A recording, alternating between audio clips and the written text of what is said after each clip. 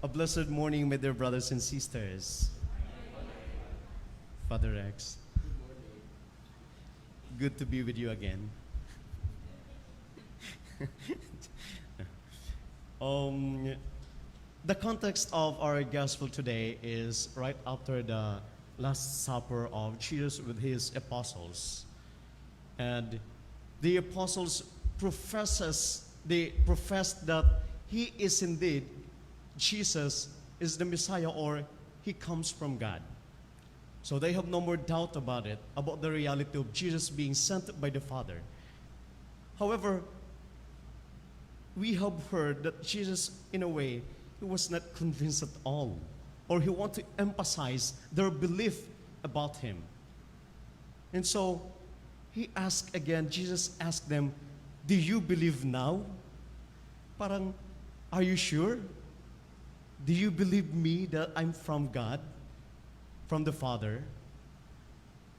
So, why Jesus said this? I could see two important reasons. The first one is, he would want to put an emphasis about the belief that they are trying to tell them. Belief. It's not just a profession, a mere profession, that I believe in you, that you are sent by the Father, but rather, it must be concretized. It must be shown into their daily lives, the way we deal Jesus and to the people around them. Meaning to say, Christ is probing them that if you really believe, if you profess that you believe to me, you should express this belief.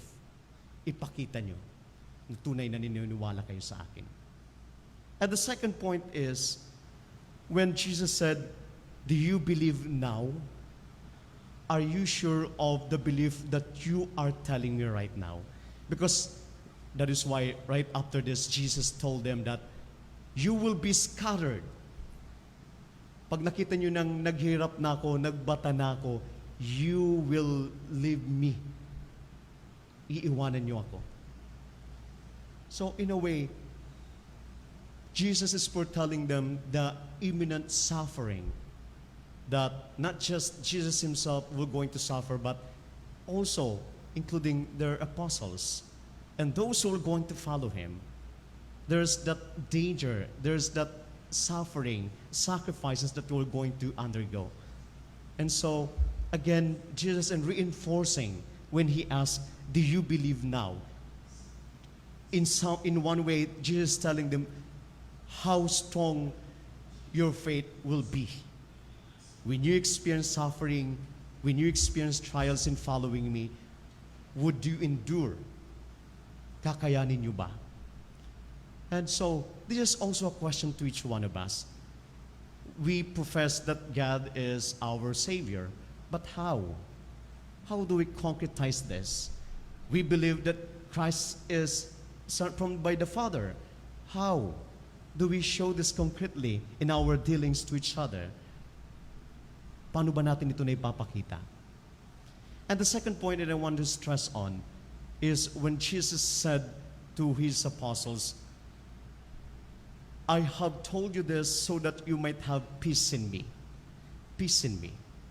That despite of struggles, sufferings, persecutions, tortures that they are going to undergo, they should always feel that peace within. And this is also, in like manner, the invitation of Jesus to each one of us, that despite of challenges, difficulties in obeying his words, we must always remember his words of peace. Because only with Jesus that we can experience true peace, because he is the King of peace. Ano man ang mangyari, pag yaonan ka gurangnan sa satuya, yaonan ka toninongan. And that's for sure. Remember, as Jesus said, I have conquered the world. Kung may mga kasakitan, kadipisilan, always remember the consolation that Jesus have conquered the world. And in the same manner, we will going to experience this peace that he promised us when we remain faithful to him. Remember what Saint Augustine said, you have made us for yourself, and my heart is restless until it trusts in you.